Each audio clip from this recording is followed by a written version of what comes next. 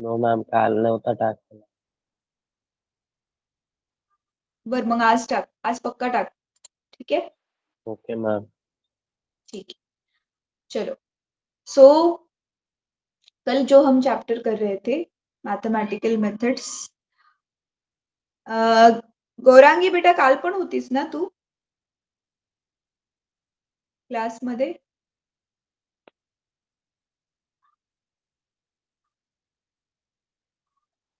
गौरांगी,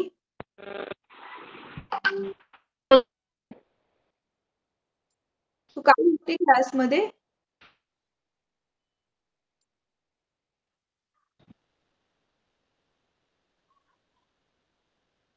मी मराठीमधून शिकवणार आहे, तुला समजेल ना?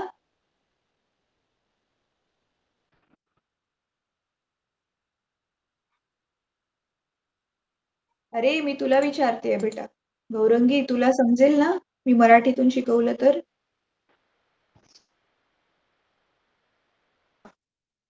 आवाज तुझा येत नाहीये, ब्रेक होतो.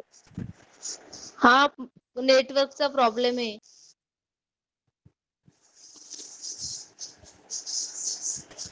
नेटवर्कचा प्रॉब्लेम आहे आमच्याकडे.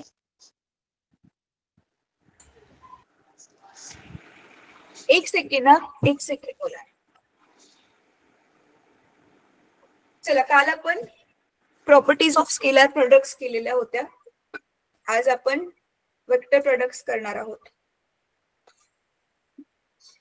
तर टेक्स्टबुक मी शेअर करते, 1 मिनिट. तुम्ही तुमचं पण टेक्स्टबुक ओपन करा. काल आपण वेगवेगळे सम्स पण सोडवले. प्रथमेश, मी तुला ते px.qx, py.qy, pz.qz ते कसं येतं ते सॉल्व्ह करायला सांगितलेलं होतं, स्वतःहून ट्राय करायला. केलंस तू? ते पण नाही केलंस तू बेटा?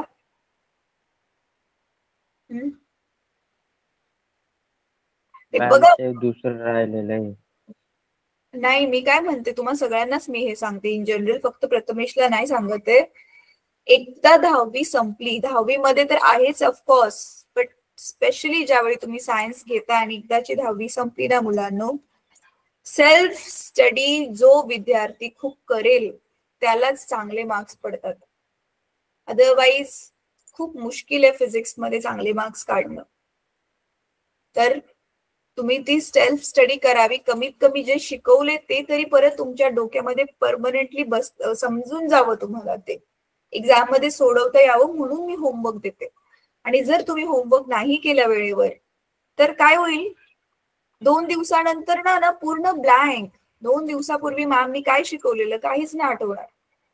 कारण हे आपण आपल्या दैनंदिन जीवनामध्ये थोडी ना ही सगळी गणित लिहितो आणि सोडवत बसतो, राईट?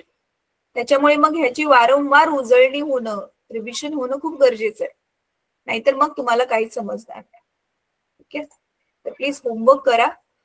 तर आपण हे स्केलर प्रोडक्टचे कॅरेक्टरिस्टिक्स आपण बघितलेले होते. Characteristics of scalar product. तर टोटल किती 7 कॅरेक्टरिस्टिक्स आपण काल बघितले. येस, हे इथपर्यंत हे 7 कॅरेक्टरिस्टिक्स काल आपण बघितले. आणि हा वाला क्वेश्चन पण आपण सॉल्व्ह केलेला होता. आणि सिमिलर क्वेश्चन मी तुम्हाला एक सोडवायला दिलेला होता, एक्सरसाइज मधून पण दिलेला होता. ठीक आहे, तर स्केलर प्रोडक्ट संपलंय आपलं आता. आज आपण बोलणार आहोत वेक्टर प्रोडक्ट्स. वेक्टर प्रोडक्ट्सलाच डॉट प्रोडक्ट्स असेही म्हणतात. सॉरी, क्रॉस प्रोडक्ट्स असेही म्हणतात. स्केलरला डॉट म्हणतात, वेक्टर्सला क्रॉस म्हणतात. ठीक आहे, आता हे क्रॉस प्रोडक्ट्स म्हणजे काय नीट बघायचंय तुम्हाला. मुलांनो, ही कन्सेप्ट समजवण्यासाठी तुम्हाला माहितीये काय काय, एक असतो खिळा जो आपण डायरेक्ट ठक ठक ठक करून आतमध्ये भिंतीमध्ये घालतो. आणि तुम्हाला माहितीये दुसरे काही काही स्क्रू असतात, फिरवून घुसवायचे खिळे असतात, माहितीये? आता त्याचा इथे काय संबंध आहे ते मी तुम्हाला थोडस एक्सप्लेन करणार आहे. ठीक आहे, तर आता आपण बघूयात. हे बघा, vector product or cross product of 2 vectors is a vector. त्याचं जे उत्तर येते ते पण वेक्टरच आहे. आणि whose magnitude is equal to product of magnitudes of the 2 vectors and sign of the smaller angle between the two vectors. Sign of the smaller angles. सगळ्यात एक तर दोन असे वेक्टर असतील तर हा छोटा अँगल आणि असा मागून जो बनतोय तो रिफ्लेक्स अँगल असतो तो मोठा अँगल ना, तर छोट्या अँगलचं साईन घ्यायचं असं यांनी सांगितलेलं. ठीक आहे, तर चला आता मी आणि त्याच्यानंतर ना डायरेक्शन काय असतं, मॅग्निट्यूड ते झालं, आणि the direction of the product of vector is given by n hat, which is the unit vector perpendicular to the plane containing the two vectors and given by right hand screw rule. Right hand screw rule म्हणजेच हे explain करते मी आता, थांबा तुम्हाला समजेल.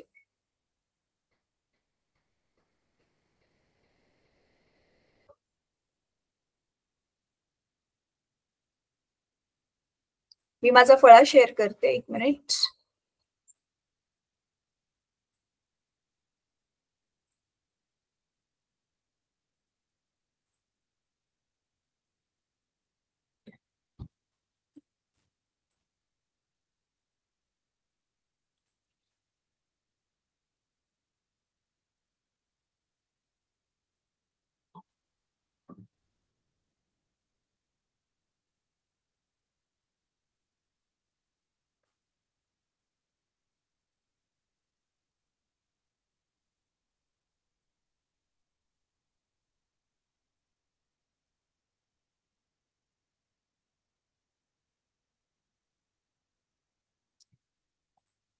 चला screen share करते तर दुसरी वाली.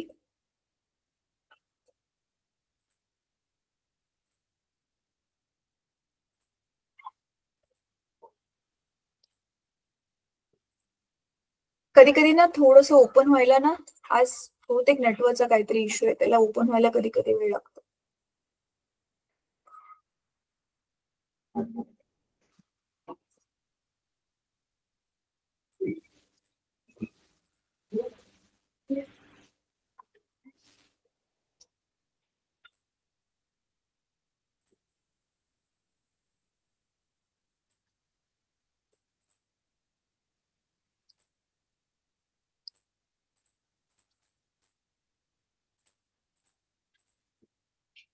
ठीक, चला आता नीट बघा काय म्हणतात ते नक्की. हे क्रॉस प्रोडक्ट म्हणजे काय आहे ते बघूयात आपण.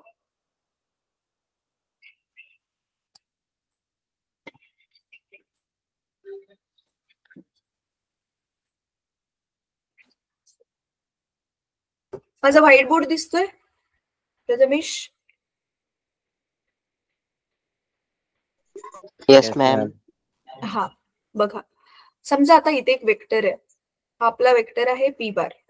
ठीक आहे, आणि हा इथे एक वेक्टर आहे, हा आहे क्यू बार. तर काय सांगितलेलं आहे तुम्हाला आठवते, डॉट प्रोडक्ट आपण ज्यावेळी घेतलेलं त्याचं आपल्याकडे काय सूत्र होतं, पी क्यू कॉस थिटा. आणि हे जे उत्तर आलेलं ह्याला कोणतंही डायरेक्शन नव्हतं, कारण हा स्वतःच काय होता, स्केलार प्रोडक्ट ना, त्याचं उत्तर स्केलारच येणार, म्हणजे त्याचं उत्तर फक्त आणि फक्त नंबरच्या फॉर्म मध्ये येणार. तर आपल्याला नंबर मिळालेला होता. पण आता इथे ज्यावेळी आपण ना, आता हे पी डॉट क्यू नाही घेते मुलांना, आता आपण घेतोय पी बार क्रॉस क्यू बार. हा क्रॉस घेतलाय मध्ये म्हणून हा क्रॉस प्रोडक्ट आहे, आणि ह्याचा आन्सर आहे पी क्यू साइन थीटा आणि एन हॅट. म्हणजे ह्याचा अर्थ काय, नीट बघा, हा ह्याच्यामधला साइन थीटा म्हणजे हा दोघांमधला हा छोटा अँगल, असा बाजूने पण काढला तरी पण दोघांमधला अँगल बनतो ना, मग तो मोठा अँगल आहे जो रिफ्लेक्स अँगल आपण ज्याला म्हणतो. तर ह्या छोट्या अँगलचं साइन घ्यायचंय आपल्याला. आणि हा एन हॅट काय आहे, एन हॅट काय आहे बघा, इथे काय सांगितलेलं आहे हे बघ.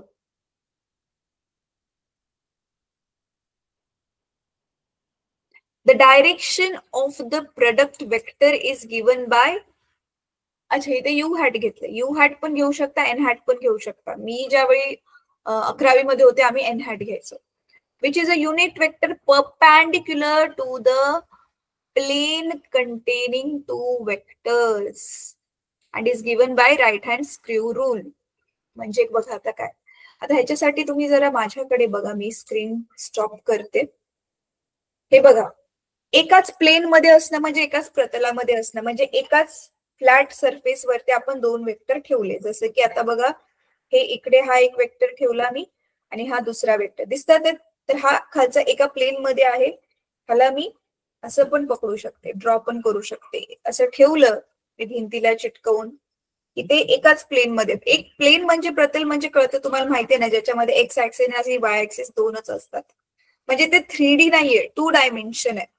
3D म्हणजे माहितीये ना, हा म्हणजे काय, ज्याला फक्त लांबी आणि रुंदी आहे, जाडी नाहीये. जसं की तुमचा नोटबुकचा एकदम पातळसा एक पान आपण काढलं तर तो एक प्लेन आहे, पण ते पान जोडून जोडून नोटबुक थोडी जाड बनते ना, मग ते तिसरं डायमेन्शन पण येतं. म्हणजे नोटबुकच्या पानाला नुसती लांबी आणि रुंदी आहे, पण पूर्ण नोटबुक आपण घेतली की जाडी पण येते. कळते तुम्हाला काय म्हणते मी? हे तुम्हाला 6वी 7वीला होतं, प्लेन म्हणजे प्रतल म्हणजे काय असतं, कळते? तर म्हणजे एका प्लेन मध्ये मग आपला हा पी ठेवला मी, पी ठेवला आणि हा क्यू वेक्टर ठेवला. तर हे खाली एक्स वाय प्लेन मध्ये, मग राहिला काय आता झेड ऍक्सिस, राईट? तर हा झेड ऍक्सिस वरती परपेंडिक्युलर असेल, तिन्ही ऍक्सिस असे नाही, म्युच्युअली एकमेकांना परपेंडिक्युलर असतात, आपण बघितलेलं होतं. तर हा झेड ऍक्सिस काय असेल, असा उभा असेल, राईट? तर हा असा उभा झेड ऍक्सिस असेल. तर ह्याच्याच डिरेक्शन मध्ये युनिट वेक्टर, त्याने आपल्याला काय मिळणार, त्याने आपल्याला काय मिळणार, दिशा मिळणार. म्हणजे ह्याचा जो रिझल्टंट उत्तर येते त्याची दिशा कुठे भेटणार, ह्या दोघांना परपेंडिक्युलर. आणि राईट हँड स्क्रू रूल म्हणजे आपला स्क्रू आपण कोणत्या दिशेला फिरवतोय, किंवा म्हणजे एका वेक्टर कडून दुसऱ्या वेक्टर कडे जाताना जी दिशा आहे, तर तो वाला. आपण आता गणित वगैरे सोडवून आणखी काही एक्झाम्पल्स घेऊ ना, तर समजेल तुम्हाला अजून जास्त की मी नक्की काय म्हणते. फक्त सध्या एवढं लक्षात ठेवा की दोन वेक्टर्स आहेत, त्याचं मला जर आता असे हे ठेवले, त्याचा मला क्रॉस प्रोडक्ट पाहिजे, तर ते आन्सर फॉर्म्युला यूज करून काढू. पण दिशा जी आहे ती हे खाली असतील तर त्याच्या वरती परपेंडिक्युलर दिशेमध्ये मला त्याचा युनिट वेक्टर भेटणार आहे. डायरेक्शन देणारा वेक्टर, त्याची दिशा देणारा वेक्टर मला त्या दोघांना परपेंडिक्युलर असताना भेटणार आहे, हा त्याचा अर्थ होतो. ठीक आहे, तर चला आता पुढे बघूयात. तर हे सूत्र पाठ करायचंय तुम्हाला.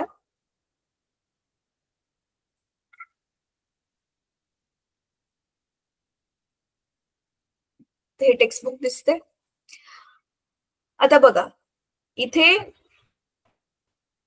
आर बार दिसतोय, इथे आर बार बघा, ह्या दोघांचा रिझल्टंट, हा खाली आपला पी आहे आणि क्यू आहे, ह्या दोघांचा रिझल्ट असणारा हा वेक्टर म्हणजेच हा आर काय आहे, पी आणि क्यूचं तो क्रॉस प्रोडक्ट आहे. म्हणून बघा मध्ये हे मल्टिप्लिकेशनचे चिन्ह दिसते, पण ते ऍक्च्युअली क्रॉस आहे. आणि मग साइन थीटा काय लिहिलेलं आहे इथे, डब्ल्यू हॅट, यू हॅट दिसते, हा यू हॅट, यू हॅट त्याच दिशेमधला काय आहे, युनिट वेक्टर. आणि हे दिशा दिसते बघा, ही अशी आहे. हे असा स्क्रू आपण उलटा फिरवतोय ना, तसा वाला हे स्क्रूचं हे डायरेक्शन दिसते. का बरं, कारण आपण पी पासून क्यू कडे चाललोय ना, तर असं चाललोय. आणि खाली पी आणि खालच्या बाजूला पी आणि वरच्या बाजूला क्यू असतं, तर मग आपण असं गेलो असतं बघा उलट.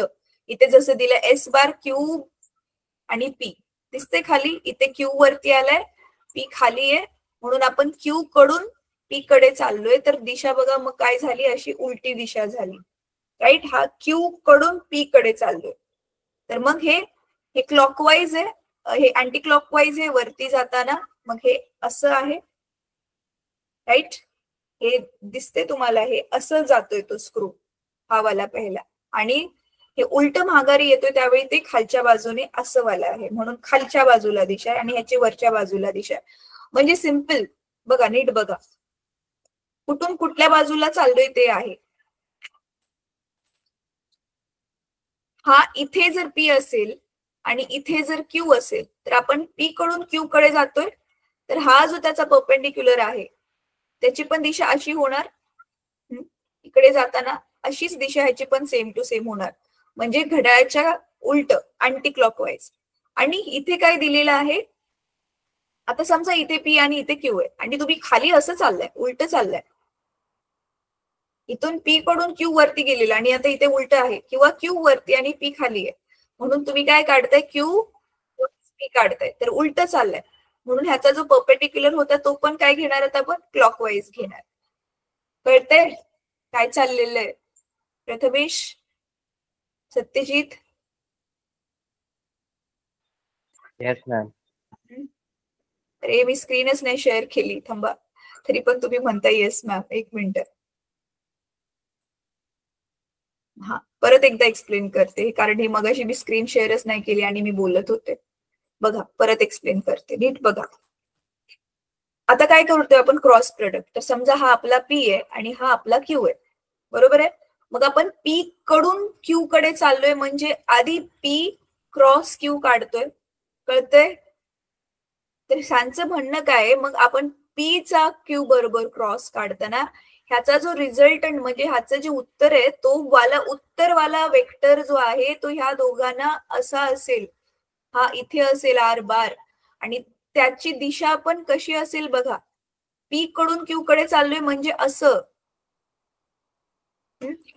पी कडून, हा जो पी आहे आपला, पी कडून क्यू कडे चाललोय म्हणजे कसं करणार माहितीये? हे असं चाललोय ना आपण, पी कडून क्यू कडे असं चाललोय, अँटी क्लॉकवाईज इकडे. मग ह्याची दिशा जशी ते बघा पुस्तकामध्ये जशी दाखवलेली आहे त्याची आपण ह्या बघा खाली पी कडून क्यू कडे चाललोय हे, तर म्हणजे असं घ्यावं लागणार आपल्याला. हे पी कडून क्यू कडे चाललोय तर खालच्या बाजूला, ठीक आहे. कारण मी बघा इथे पी खाली वरती दाखवलेला आहे, तर ऍक्च्युअल मध्ये इथला क्यू माझा तिथला पी आहे. तर ठीक आहे, चला इथे जसं दाखवले तसं पण करून बघू शकतो आपण. समजा इथे आपला हा पी आहे आणि इथे आपला क्यू आहे, तर मग आपण पी कडून असं क्यू कडे चाललोय, तर हे असं चाललोय, तर हे दिसतंय हे असं, म्हणून ते रिझल्टंट माझा अंगठा कुठे? वरच्या बाजूला, म्हणजे माझा जो रिझल्ट वाला वेक्टर मिळणार आहे तो मला इथे मिळणार आहे. म्हणजे सांगायचा अर्थ काय आहे मुलांनो, समजा इथे एक्झाम्पल देते मी. पी बार म्हणजे तुम्हाला माहिती आहे काहीतरी P x plus P Y plus P Z आणि आय हॅट, जे हॅट आणि के हॅट, ह्याचं तिघांचं ते कॉम्बिनेशन असेल. म्हणजे हा पी स्वतः एक्स पासून किती लांब आहे, वाय पासून किती लांब आहे, झेड पासून किती लांब आहे. क्यू स्वतः एक्स पासून किती लांब आहे, वाय पासून किती लांब आहे, झेड पासून किती लांब आहे.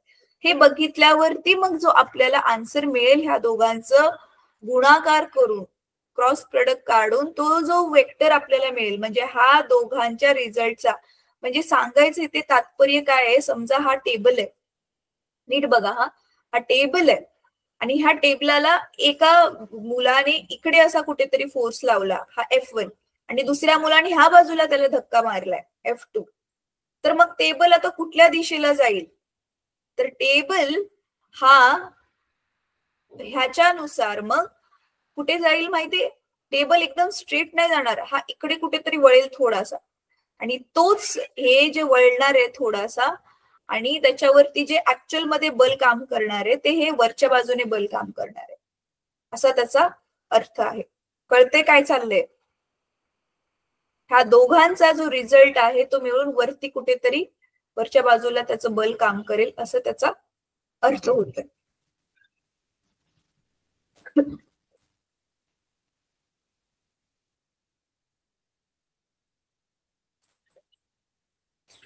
जर आपण ह्यांचा काय घेतला, क्रॉस प्रोडक्ट घेतला तर, ठीक आहे.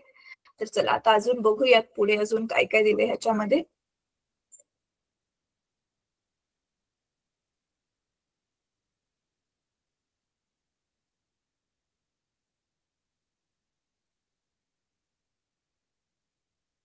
आता जसं डॉट प्रोडक्टच्या आपण प्रॉपर्टीज बघितलेले होते, कॅरेक्टरिस्टिक्स बघितलेले होते, तसं इथे ह्याचे पण आहेत, कॅरेक्टरिस्टिक्स ऑफ वेक्टर प्रोडक्ट्स. आता गेल्या वेळी तुम्हाला आठवते की बघा पहिली प्रॉपर्टी कम्युटेटिव्ह लॉ, इथे P dot Q is equal to Q dot P होतं बघा गेल्या वर्षी, म्हणजे स्केलर प्रोडक्टच्या वेळी.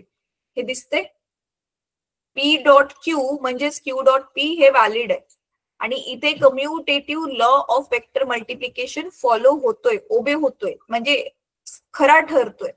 पण इथे क्रॉस प्रोडक्ट मध्ये तो खरा ठरत नाहीये, म्हणून बघा काय केलेलं आहे, हे इक्वल टू साइनच्या इथे वरती क्रॉस लाईन मारलेली आहे, ठीक आहे.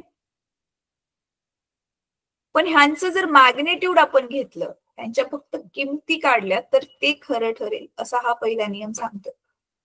दुसरं काय सांगितलेलं, vector product obeys distributive law, म्हणजे एका वेक्टरने दुसऱ्या दोघांना गुणतोय आणि मग पहिल्या दोघांची जोडी बनवून, म्हणजे ओपन करू शकतो आपण ब्रॅकेट, ब्रॅकेटच्या आतमध्ये बी अधिक सी आहे, तर त्याला ए क्रॉस बी प्लस बी क्रॉस सी लिहू शकतो.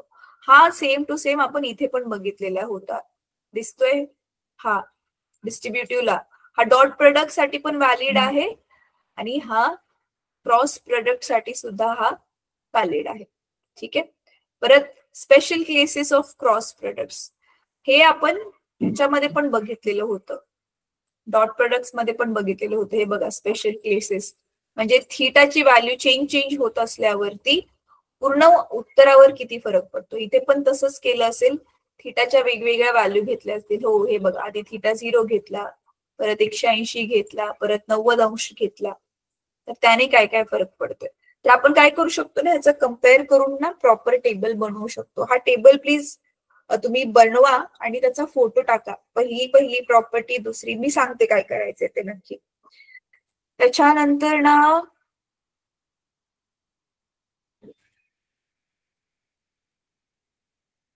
हा, जर दोन्ही वेक्टर इक्वल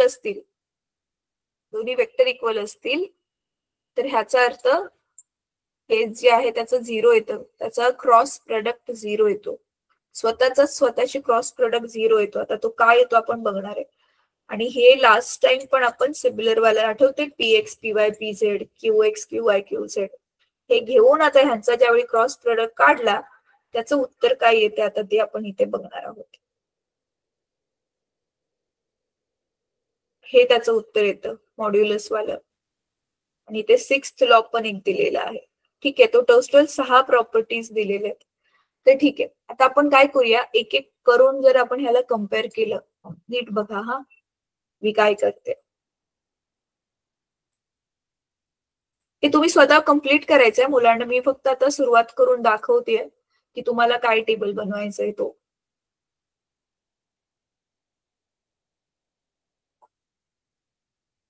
अरे गायब का होते. ठीक आहे, बघा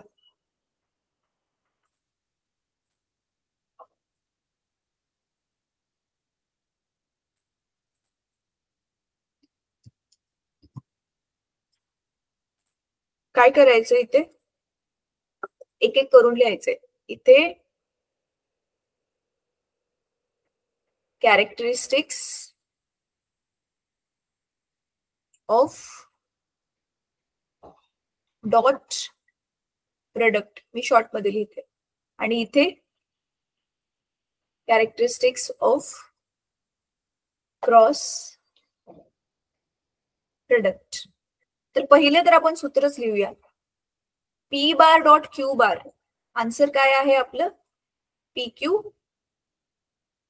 cos theta.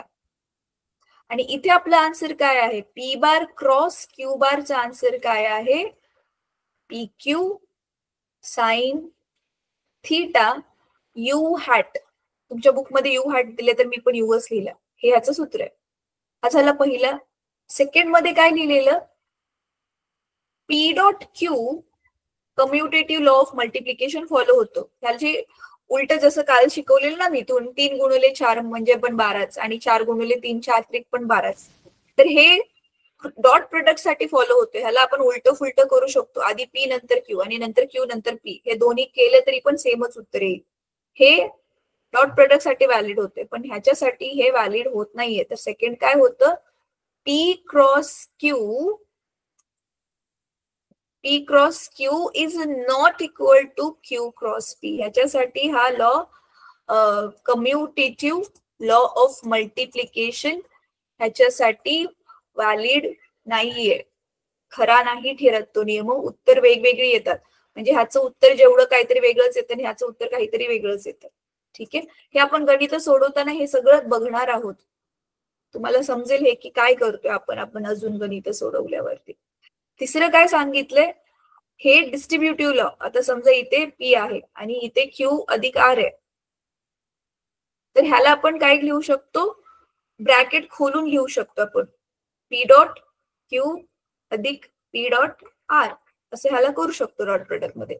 Same to same इथे क्रॉस प्रोडक्ट मध्ये पण आपण तसं करू शकतो. हाच तो नियम सांगतो.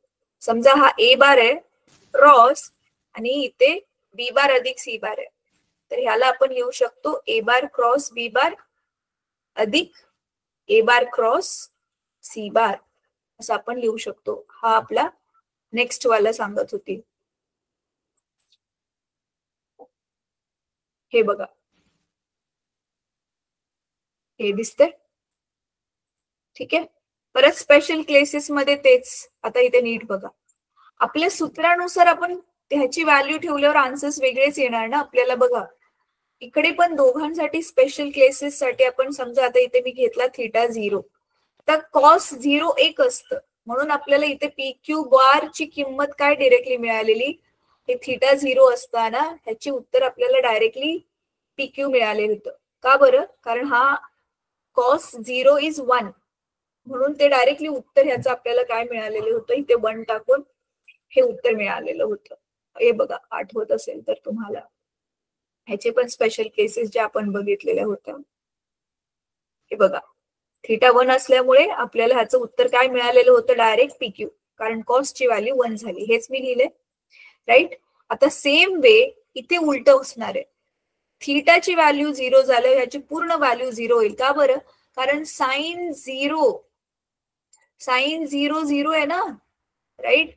इथे कॉस थिटाची किंमत म्हणजे कॉस 0 डिग्रीची 1 झालेली होती. आता इथे थिटा 0 असताना साइन 0 ची किंमत माहितीये ना तुम्हाला, 0च आहे. त्याच्यामुळे मग ज्यावेळी आपण पी बार क्रॉस क्यू बार घेणार त्याच्यामध्ये इथे साइनची किंमत 0 होणार आणि पूर्ण उत्तरच मग काय येईल, 0 होईल. ठीक आहे. दुसरी स्पेशल केस काय होती, समजा आपला हा जो थिटा आता 90 डिग्री आहे, एकमेकांना ते वेक्टर्स परपेंडिक्युलर आहेत. मग त्यावेळी आता इथे 90 डिग्री असताना आपले डॉट प्रोडक्ट काय झालेला होता, हे बघा. 90 डिग्री असताना डॉट प्रोडक्ट इथे आपली किंमत काय झालेली होती, इथे पीक्यू ची व्हॅल्यू 0 आली. ह्याच्या उलट होणार ना. बघा 0 साठी डॉट प्रोडक्ट साठी जे आहे ते 90 साठी ते येतं आणि जे 90 साठी इकडे क्रॉस प्रोडक्ट साठी ते इथे येतं. म्हणजे बघा आता हे 0 झालं, मगाशी क्रॉस प्रोडक्ट 0 झालेलं होतं, आता इथे डॉट प्रोडक्ट जो आहे तो इथे 0 बनला. का बरं? कारण कॉस 90 ची किंमत 0 आहे, म्हणून हे फुल काय बनलं, 0. आणि इथे वेक्टर प्रोडक्ट मध्ये कॉस 90 ची किंमत साइन 90 ची किंमत 1 असते, राईट. तर बघा मग इथे कॉस 90 0 असतं, राईट. म्हणून पी डॉट क्यू आपला काय बनेल, 0. पण इथे साइन 90 डिग्रीची किंमत 1 असते, हे तुम्ही 10वीला शिकलेला. त्याच्यामुळे इथे आपण 1 सबस्टिट्यूट केलं तर आन्सर काय येईल मग, P bar cross Q bar is equal to P Q, right. हा, आणि त्याचं डायरेक्शन जे यू हॅट असेल ते आहेच. आणि आता 180 असताना थिटा 180 असताना काय होईल, कॉस 180 डिग्री -1 आहे. कॉस 180 डिग्री जे आहे ते हा -1 आहे, म्हणून मग आपल्याला ह्याची पी डॉट ची व्हॅल्यू मिळणार -PQ, कारण -1 ठेवलं इथे, मला जागा नाहीये म्हणून मी इथे लिहिले -PQ. पण इथे साइन 180 डिग्री किती आहे, 90 च्या डबल असतं ना. बघा इथे स्पेशल केस मध्ये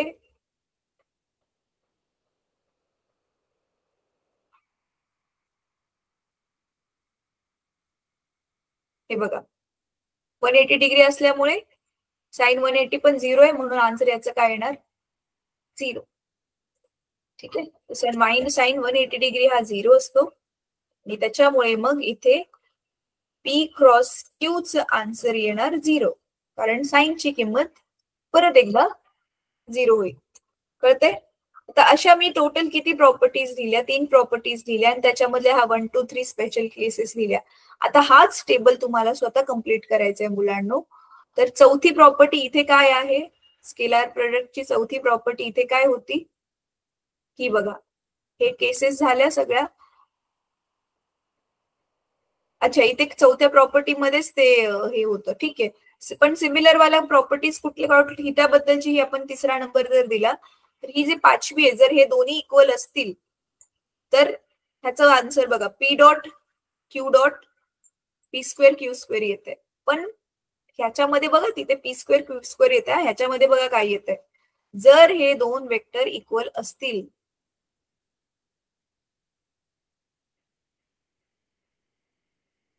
हे बघा, जर हे दोन वेक्टर इक्वल असतील तर मात्र ह्याचा आन्सर 0 येते.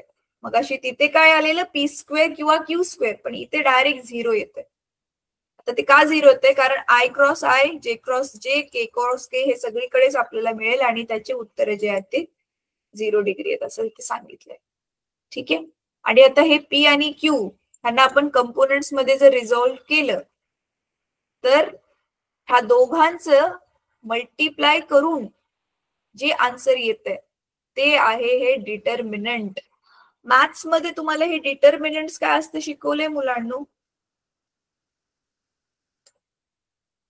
प्रथमेश, हे मॅथ्स मध्ये जे डिटर्मिनंट्स असते हे दोन अशा भिंतींसारख्या लाईन टाकून मध्ये जो आपण नंबर लिहितो ते शिकवलेलं आहे का?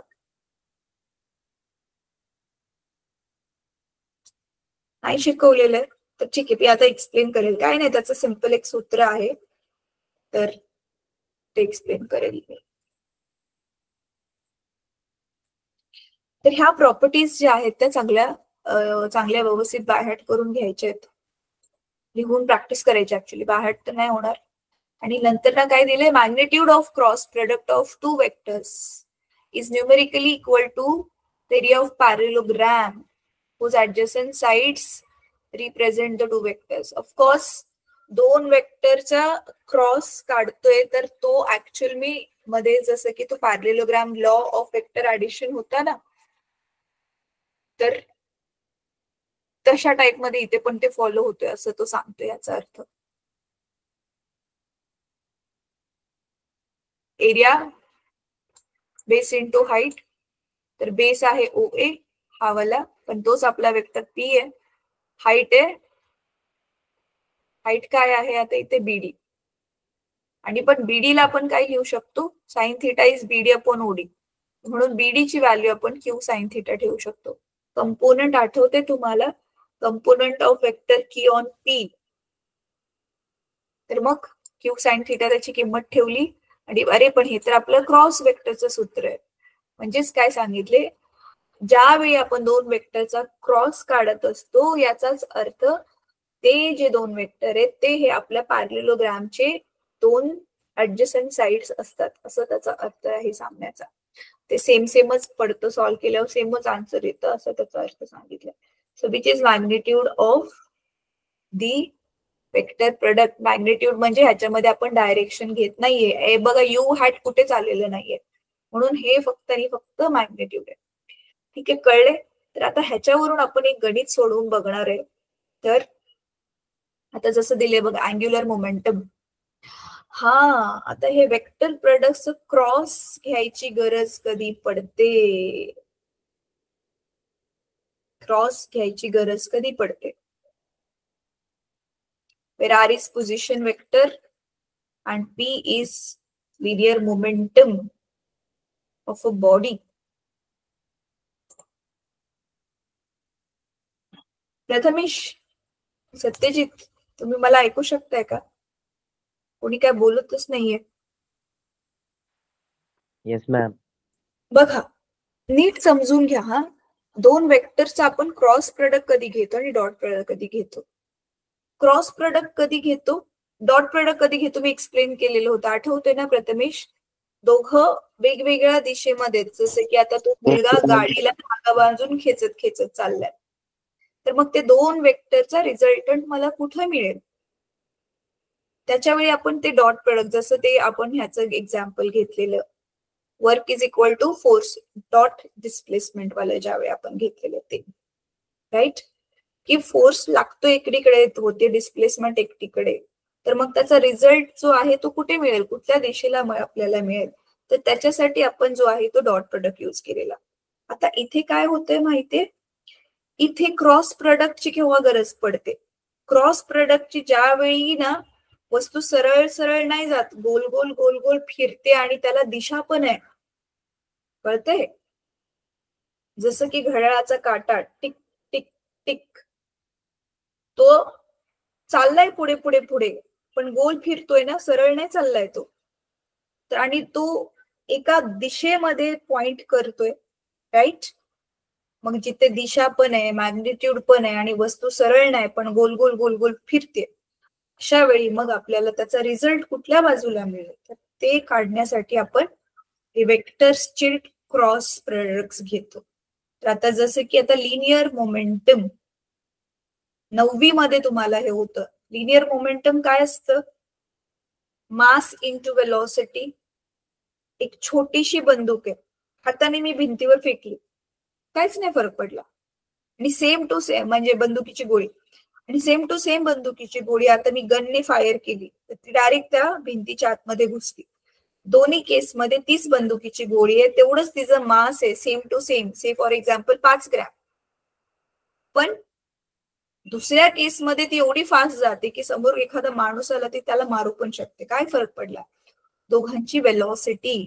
पहिले मी हाताने फेकलेली वेलॉसिटी खूप कमी होती, वेग खूप कमी होता. दुसऱ्या केसमध्ये फायर केलं ती खूप फास्ट गेली ना, पुढे वेग खूप वाढलाय. तर product of mass into velocity is momentum. मोमेंटमला मला वाटतंय संवेग म्हणतात. प्रथमेश, तू मराठी मीडियमला होतास का रे की सेमीला होता? मला आठवत नाहीये. सत्यजित, तू पण मराठी मॅम. हा, मराठीमध्ये मग मोमेंटमला संवेग म्हणतात. संवेग काय होतं आठवते का? दुसरा नियम 9वी मध्ये न्यूटनचा गतिविषयक दुसरा नियम, त्याच्यामध्ये ही संवेग म्हणजे मोमेंटमची कन्सेप्ट होती.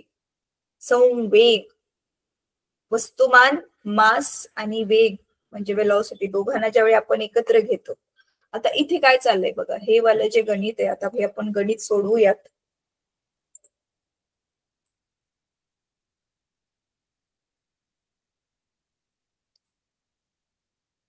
बघा, अँग्युलर मोमेंटम. अँग्युलर मोमेंटम म्हणजे हा पण संवेगच आहे, पण वस्तू आता गोल गोल गोल गोल फिरते, म्हणून ह्याला अँग्युलर म्हटलं गेलंय. अँग्युलर मोमेंटम एल बार हे आर आणि पी च क्रॉस आहे. So where R is position vector and P is linear momentum of the body. तर आर ची व्हॅल्यू दिलीये, पी ची व्हॅल्यू दिलीये, तर एल काढायचंय. तर लिनियर मोमेंटम किती होईल, सॉरी अँग्युलर मोमेंटम किती होईल? पी तर काय होता? पोझिशन वेक्टर होता, ठीक आहे. आणि हे अँग्युलर मोमेंटम एल आपल्याला दिलंय आहे, ठीक आहे. आणि पी काय आहे? त्याचं लिनियर मोमेंटम आहे, एम इंटू व्ही. म्हणजे आता हे गणित माहितीये, हे लिनियर मोमेंटम, अँग्युलर मोमेंटम हे काय असतं, कसं कळेल आपल्याला, हे मी आता तुम्हाला शॉर्ट मध्ये एक्सप्लेन करते, मग तुम्हाला ते समजेल, ठीक आहे. प्रथमेश किंवा सत्यजित, मी आता सिंपल काही प्रश्न विचारणार आहे तुम्हाला. हे पुढचे टॉपिक जे आहेत ते नीट समजण्यासाठी आधी मला तुम्हाला बघायचंय की बेसिक तुम्हाला किती आठवतंय. सिंपल, एकदम सिंपल क्वेश्चन्स आहेत, तरी पण किती आठवतात हे मला तुम्हाला चेक करायचं. बघा, ह्याचा स्क्रीनशॉट घ्या दोघं पण, आणि हे तक्ता कम्प्लीट करा. मी पॉइंट नंबर 4 पर्यंतच टाकले स्पेशल केस. उरलेले जे 2 कॅरेक्टरिस्टिक्स आहेत ते पण ह्याच्या शेवटी ऍड करून मग हे कम्पेअर आपण ज्यावेळी करतो ना, त्यावेळी जास्त चांगलं तुमच्या डोक्यामध्ये राहील आणि कन्फ्युजन नाही होणार, ठीक आहे. तर ह्याचा स्क्रीनशॉट घ्या. घेतला स्क्रीनशॉट?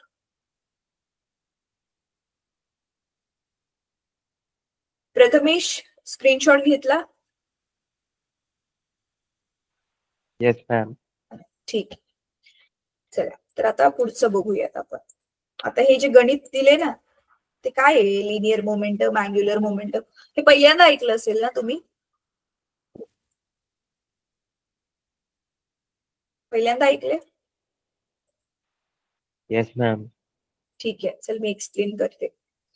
हे 9वीला होतं, हे तरी आठवते? हे आठवते 9वीला होतं? No ma'am. हा, नाही आठवते? अरे हे संवेग होतं ना,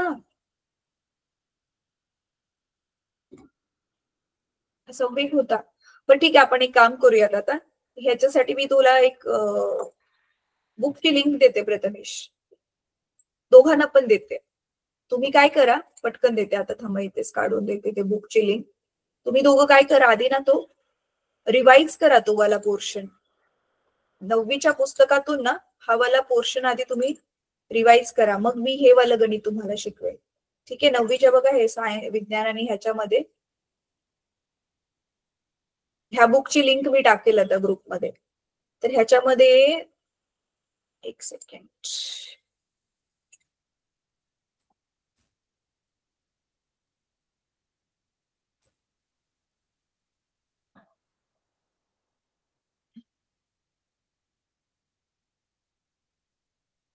हे आठवत नाहीये बघा, हे MV संवेग, law of conservation of momentum, न्यूटनचा गतिविषयक तिसरा नियमाच्या इथे संवेगाचं आधी होतं. हे पुस्तक तरी बघितलं तर आठवते का? अरे हो, नाही काहीतरी बोला. Yes ma'am. हा, मग हे पुस्तकाची मी लिंक देते तुम्हाला. बघा, न्यूटनचा जो दुसरा नियम आहे त्याच्यासाठी हे आठवते, संवेगलाच मोमेंटम म्हणतात. दिसते? पण इथे काय फरक होता, वस्तू सरळ रेषेमध्ये जाते त्यावेळी ह्याला लिनियर मोमेंटम म्हणतात. लिनियर म्हणजे काय, एकाच लाईनीत वस्तू चालली आहे. पण वस्तू जर गोल गोल गोल फिरते मग त्याला म्हणतात अँग्युलर मोमेंटम, कारण ती अँगल अँगल अँगल म्हणजे कोण कोण कोण कापत कापत गोल गोल फिरते, त्याला म्हणतात अँग्युलर मोमेंटम.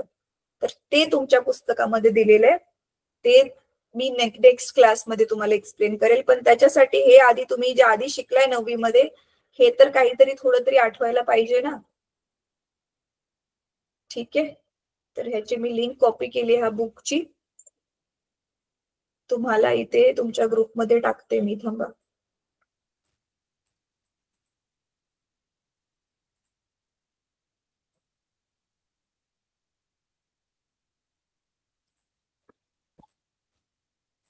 व्हॉट्सअपवर बघा मी टाकली ती लिंक, दिसते? अरे गेली का नाही?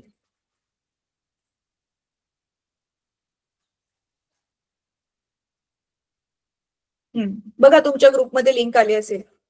ही जरा एकदा गो येस थ्रू मॅम. करून बघा हे संवेग वगैरे काय असतं. ठीक आहे? चला आता एक सिम्पलस 5 मिनिटं आहेत आपल्याकडे, की क्रॉस प्रोडक्ट काढायला आपण एक साधस छोटस सिम्पलस उदाहरण बघूयात. ठीक आहे? हे गणित कसं सोडवायचं नीट बघा आता.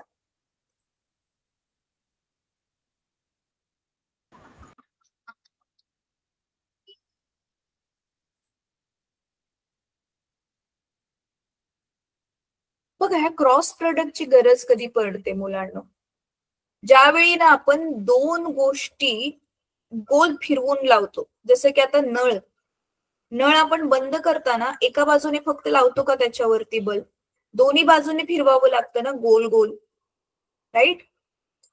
बघा आता समजा आपल्याला उत्तर एक प्रश्न हे दिलेला आहे, एक वेक्टर दिलेला आहे ए बार, समजा तो आहे 3i प्लस 4j, आणि एक बी दिलेला आहे 2i मायनस 4j.